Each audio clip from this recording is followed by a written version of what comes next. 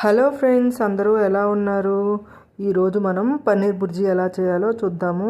ప్యాన్లో ఆయిల్ వేసుకొని తాలింపు గింజలు యాడ్ చేసుకున్నానండి. తర్వాత ఆనియన్స్ చిన్న చిన్నగా కట్ చేసుకొని ఆనియన్స్ యాడ్ చేసి ఉప్పు పసుపు వేసి కొంచెం సేపు మూత పెట్టి మగ్గించిన తర్వాత టమాటా యాడ్ చేసుకొని టమాటా కూడా బాగా మెత్తగా మగ్గిదాకా మూత పెట్టుకొని మగ్గించుకోండి. తర్వాత కొంచెం ధనియాల పొడి యాడ్ చేసి వాటర్ యాడ్ చేసుకొని ఒక బాయిల్ వచ్చేదాకా ఉడికించుకోండి. బాగా ఉడికిన తర్వాత ఇట్లా ఇవి రోటీలోకి అయితే మిర్చి అలా కట్ చేసి వేసుకుంటే మధ్యలో నంచుకోవడానికి చాలా టేస్టీగా ఉండిద్ది.